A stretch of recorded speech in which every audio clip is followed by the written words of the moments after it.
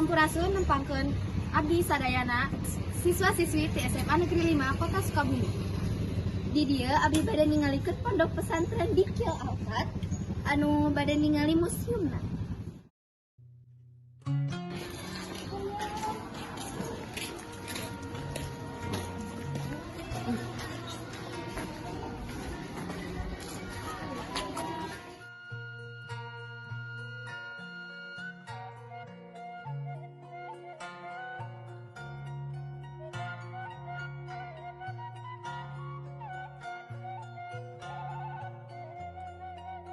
Halo semuanya, kita sudah sampai di Museum Prabu Siliwangi.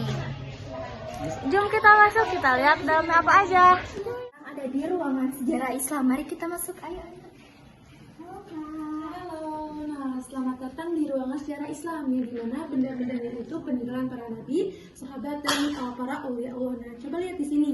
Di sini ada naskah kitab karya dari Wali Songo, ada kitab Sahadat Sajati karya Sunan Gunung Jati, kitab Suluk Lingung dari Sunan Kalijaga dan kitab Martabat 7 dari Sunan Kalijaga juga. Di sini juga ada isi kitab Injil sama kitab Jabur. Jadi ini isinya, tapi bentuk fisiknya ada di sebelah sana. Ada yang mau ditanyain di sini? Kenapa sih ada naskah asli dari Wali Songo? Nah, kenapa ada naskah asli dari Wali Songo? Karena Bapak Kiai Haji Muhammad Fajar Laksana, atau lebih tepatnya pendiri dari Museum Prabu Siliwangi ini, keturunan ke-15 dari Sunan Gunung Jati. Kak, apa sih yang di sini di ruangan ini yang paling spesial? Ada rambut dari Nabi Muhammad SAW. Ada beberapa helai. Ini tuh asli ya rambutnya. Nah, kenapa ada rambut Nabi di sini? Karena pendiri dari Museum Prabu Siliwangi ini atau Bapak Profesor Kiai Haji Muhammad Fajar Laksana itu keturunan ke-34 dari Rasulullah. Gitu. Jadi tidak heran kalau ada rambut Nabi di sini. Wah, ini ada apa Ustazah? Kok ada telapak kaki? Nah, kalau ini ada replika telapak kaki dari Nabi Muhammad SAW. Nah, walaupun replika, tapi dibuatnya itu pada masa Kesultanan Turki Utsmani dulu. Jadi masih ada nilai sejarahnya. Jadi replikanya bukan dibuat zaman sekarang, dan dibuatnya juga tidak dikurang dan tidak dilebih-lebihkan. Iya. Kalau di sini kita lihat juga apa ya Ustazah ini? Nah, kalau ini ada Al-Quran besar, yang dimana Al-Quran besar ini ditulisnya menggunakan tinta mangsi warna emas. Nah, ini tuh berasal dari warisan juga. Banyak banget ya di sini barang keistimewaannya. Ya, alhamdulillah banyak di sini. Di sini juga ada batu yang menjelaskan tentang perjalanan hidup manusia. Jadi setiap benda juga pasti memiliki nilai istimewa tersendiri. Gitu. Tapi yang paling pokok itu adalah rambut dari Nabi Muhammad SAW, karena tidak semua museum mempunyai rambut berbeda.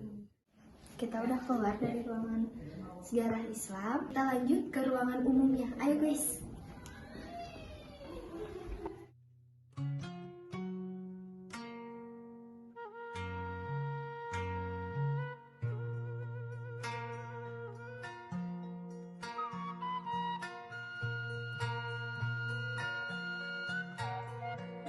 Di ruangan sejarah umum. Nah, untuk ruangan sejarah umum itu kita mencakupi tentang lintas waktu sampai tentang masa kemerdekaan. Nah, kita juga di sini ada perabotan-perabotan zaman dulu, yang dimana perabotan zaman dulu itu pernah dipakai oleh masa kerajaan Pajajaran. Nah, di sini juga kita paling istimewa di sini itu adalah adanya Lisung. Nah, lisung juga ada filosofinya. Gimana Mas Najwa? Jadi lisung ini memiliki 3 lubang. Lubang pertama yang paling depan itu namanya Liang Batara Sungki, yang berarti kekuatan dari pemimpin. Nah, kalau yang di tengah itu namanya Liang Sang Hyang Agung, yang berarti kekuatan dari Sang Maha Pencipta. Nah, kalau yang di belakang atau yang terakhir itu namanya Liang Panjanang, yaitu kekuatan dari rakyat. Jadi, lisung ini menggambarkan suatu negara. Suatu negara akan kokoh kalau ada kekuatan dari ketiganya.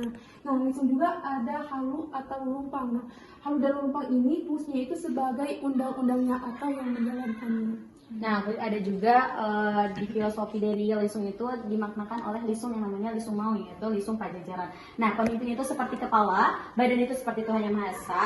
Nah, kalau misalnya buntut itu seperti rakyat. Jadi kalau misalnya semua negara itu harus memiliki 3 pokok, yang dimana harus memiliki pemimpin, yang memiliki rakyat, dan harus memiliki keteguhan kepada Tuhan Yang Maha Esa. Iya, kepercayaan kepada Allah Subhanahu Wa Taala. Nah, mungkin di sini juga ada yang namanya Lisung Ngamuk, yang dimana Lisung Ngamuk itu menjelaskan tentang suatu negara akan kacau ketika suatu pemimpinnya itu dipukul atau misalkan tidak ada peraturan di dalamnya, dan digambarkannya menggunakan Lisung Ngamuk. Jadi si tali ini itu kan ini tuh permainan tradisional dari masa Pajajaran. Jadi ketika si tali ini dilepas seperti si peraturannya itu ditiadakan, maka si Lisung ini akan terombang-ambing seperti halnya seperti negara akan kacau ketika peraturannya tidak ada. Nah, jadi di Museum Prabu Siliwangi juga memiliki 2 warisan, yaitu warisan budaya tak benda dan juga ada warisan Budaya benda. Kalau budaya tak benda itu seperti boles dan cambuk api. Nah, boles itu kepanjangan dari bola dengan sene. Permainannya itu seperti basket. Kalau basket kan dipantulkan ke bawah ya. Kalau misalnya boles itu dipantulkannya ke atas. Nah, itu juga ada dokumentasinya ketika permainan boles dan cambuk api. Nah, boles juga pernah dimainkan di negara Turki oleh Kak Irsyad, yaitu anak dari pendiri Museum Prabu Siliwangi ini yang kebetulan kuliah di sana. Oke, kita next ke sini. Batu-batuan yang dimana mungkin yang paling istimewa di sini itu adalah arca-arca. Nah, arca-arca digunakan pada zaman Hindu dan Buddha itu seperti batu untuk sesembahan. Kayak misalnya zaman jahiliyah juga kan penyembahannya batu ya. Nah, Hindu Buddha juga penyembahannya batu-batu, tapi disebutnya dengan arca. Nah, ini juga ada beberapa macam arca yang dipakai pada masa kerajaan Hindu dan Buddha. Nah, di sini juga ada namanya Batu Pancalik. kan. Nah, untuk batu pancalikan ini Pernah diduduki oleh raja dari kerajaan Sindangkara. nah ini juga ada yang namanya fosil. Nah, fosil yang paling baru di sini tuh yang ini. Yang kerang. Iya, yang kerang. Nah, fosil kerang itu tuh diambil di Maluku. Ketika Bapak ke Maluku, yaitu menjalankan tugasnya untuk mendirikan masjid. Ya, masjid. Itu untuk apa sih, Pak? Yang sebelah sini. Nah, itu batu peninggalan manusia purba. Tahu manusia purba? Nah, jadi orang-orang purba zaman dulu itu untuk bercocok tanam, terus untuk berburu itu masih menggunakan batu. Jadi belum kayak manusia modern zaman sekarang gitu. Untuk apa-apa itu pasti menggunakan batu. Dan ini ada contoh-contoh batu yang dipakai oleh orang-orang zaman dulu atau oleh orang-orang masa praksara. Ini juga ada peninggalan praaksara pada zaman kerajaan, yang dimana tulisannya itu tulisan kalau ini Sunda kuno. Kalau ini adalah Sunda yang mungkin kalian dipelajari di sekolah-sekolah. Nah, kalau misalnya untuk Sunda kuno ini tuh perpaduan atau serapan dari aksara India Selatan, yang dimana adalah bahasanya adalah bahasa Sanskerta. Tombak zaman dulu, yang dimana tombak ini itu adalah warisan dari keluarganya Bapak Kiai, yaitu dari kakeknya Bapak, yaitu Raden Sumambinata. Karena kakeknya Bapak itu adalah keturunan ke-15 dari Prabu Siliwangi. Nah, 70% di Museum Prabu Siliwangi ini tuh adalah warisan. Untuk 30%-nya itu ada ekspedisi, ada hibah, ada juga yang dibeli.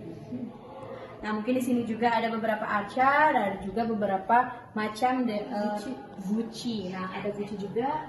Nah, kalau guci yang ini, yang besar ini sampai yang kembar ini berasal dari peradaban Tiongkok. Ada dari dinasti Shang, dinasti Ming, sama dinasti Han. Kalau yang lainnya itu berasal dari Kesultanan Cirebon. Kenapa sih Kak keris-keris itu dipajang di sini? Karena keris-keris ini berasal dari warisan. Ditambah lagi kan kalau keris disimpan itu kodamnya itu bakalan hilang gitu. Jadi keistimewaannya bakal hilang begitu saja. Gitu. Jadi ini juga sama kita dirawat. Gitu. Iya gitu, tidak bisa disimpan di mana aja juga. Sangat berkesan.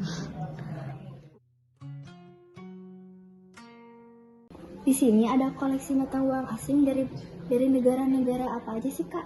Ada dari India, ada dari Korea, ada dari Vietnam, ada dari Malaysia, ada juga dari Amerika. Juga ada mata uang yang dimana mata uangnya itu digunakan pada masa sebelum kita membuat mata uang Indonesia, dimana adalah mata uang dari Belanda. Nah, VOC itu ya, VOC. Oh iya, tahu. Nah, jadi kan mata uang Indonesia itu dibuatnya pada tahun 1946. Nah, jadi sebelum 1946 kita masih memakai mata uang dari Jepang sama mata uang dari Belanda. Nah, ini juga nih ada mata uang dari Indonesia yaitu koinnya. Sekarang di sini Kak, di sini tuh ada apa aja sih? Nah, ini ada senjata-senjata. Kalau yang di bawah itu senjata tradisional orang Indonesia. Kalau ini ada dari suku Dayak. Ini juga ada dari Pulau Maluku. Nah, kalau ini ada pistol dan juga granat. Ini tuh asli. Dan di atas ada pedang peninggalan Belanda. Jadi ketika orang Belanda menyerang Indonesia menggunakan pistol dan juga pedang, orang Indonesia melawannya menggunakan bambu runcing. Iya, bambu runcing. Kalau bendera ini tuh dari mana? Nah, untuk bendera ini tuh adalah dari kakeknya Bapak. Jadi, kakeknya Bapak itu adalah seperjuangan dengan Bapak Soekarno. Jadi, memiliki tanda tangan langsung dari Bapak Soekarno. Untuk bambu runcing ini itu asli dari pemiliknya. Nah, untuk yang ini dari Haji Bobowi, nah kalau ini dari Abu Hasan, yaitu perjuangan. Salah satu tokoh pejuang Indonesia juga. Nah, di sini juga ada koran-koran yang dimana koran-koran itu menjelaskan bagaimana tragedi G30 SPKI. Tragedi G30 SPKI kan pada tahun 1965 ya, tetapi koran itu diterbitkan pada tahun 1966, jadi 1 tahun sesudah tragedi tersebut terjadi baru diterbitkan si koran tersebut. Nah, ini juga ada yang namanya organisasi. Nah, organisasi ini tuh disebutnya Organisasi Kesatuan Buruh Marhainis yang dibuat oleh Bapak Soekarno-nya, yaitu pada tahun 1954. Nah, di sini juga ada proklamasi yang dimana proklamasi itu kan ada 2 sumber ya, ada secara ketikan, ada juga secara tulisan. Untuk yang diketik oleh Bapak Sayuti Malik, nah ada perubahan-perubahan. Nah, kalau untuk yang secara tulisan itu dari Bapak Soekarno-nya langsung.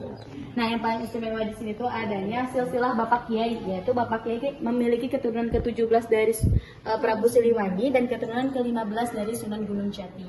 Juga ketika Bapak di Keraton Cirebon, yang bisa masuk ke Keraton Cirebon itu yang memiliki keturunan, karena Bapak memiliki keturunan dari Sunan Gunung Jati, jadi Bapak bisa masuk ke Keratonnya Cirebon. Nah, di sini juga kita memiliki yang namanya jurus khas adalah dari Maung Bodas. Jadi Maung Bodas itu bukan hewan ya, bukan maung putih, tapi Maung Bodas itu ada singkatannya, yaitu manusia unggul berotak cerdas. Maung Bodas itu adalah jurusan yang dimana nama jurusnya adalah jurus Maung Kebek. Nah, Maung Kebek itu digunakan memakai cakar tangan. Nah, untuk ini juga ada yang namanya Pusaka Golo Kalapetok. Nah, Pusaka Golo Kalapetok ini tuh asli digunakan pada masa Pajajaran. Nah, Golo Kalapetok juga ada cenderamata-nya yang digunakan oleh anak-anak silat kita, yaitu untuk jurus Golo Kalapetok. Arcedogu itu apa sih? Nah, Arcedogu itu adalah salah satu tuhan orang Jepang atau dewanya Jepang zaman dulu. Nah, Arcedogu itu seperti animasi Doraemon, tau kan Doraemon? Tahu. Nah, Doraemon itu seperti pemikiran orang-orang Jepang. Bagaimana orang Jepang itu meminta kepada Arcedogu, karena Arcedogu itu kata pemikiran orang Jepang itu bisa mengabulkan apa saja yang mereka inginkan. Jadi nggak aneh kalau misalnya di animasi Doraemon bisa mengeluarkan apa saja yang Nobita inginkan.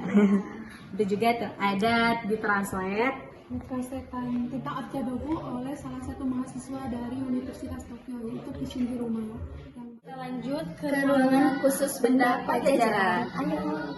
Benda pertama yang di museum ini apa sih Kak? Nah, benda pertama yang ada di Museum Prabu Siliwangi ini adalah kitab swasit dan naskah-naskah yang ada di sini.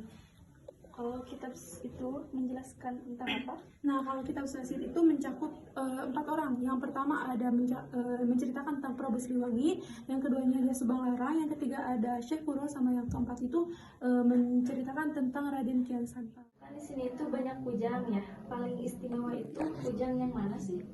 Nah, ada 2, salah satunya ini sama yang ketiga. Kalau yang ini itu namanya kujang kelat, yang dimana kujang kelat ini dipakai oleh Prabu Siliwangi untuk memindahkan kerajaan Pajajaran ke Alam-Bali. Jadi kerajaan Pajajaran itu tidak ada bukti reruntuhannya. Jadi seolah-olah kerajaan Pajajaran itu tidak pernah berdiri. Gitu. Tapi nyatanya kerajaan Pajajaran itu ada di Alam-Bali. Kalau versi di Prabu Siliwangi ini termasuk agama Islam atau apa gitu? Oh, kalau di Museum Prabu Siliwangi ini atau cerita versi di sini yaitu Prabu Siliwangi sudah masuk Islam. Contoh masuk Islamnya itu karena pernikahannya yang kedua dengan Nyi Hajah Subang Larang. Dan juga ada prasasti batu yang menyatakan bahwa Prabu Siliwangi sudah masuk agama Islam. Ini juga sama ini ada naskah kuno yang menjelaskan bahwa Prabu Siliwangi sudah masuk Islam. Ini juga ada telapak wujudnya Prabu Siliwangi.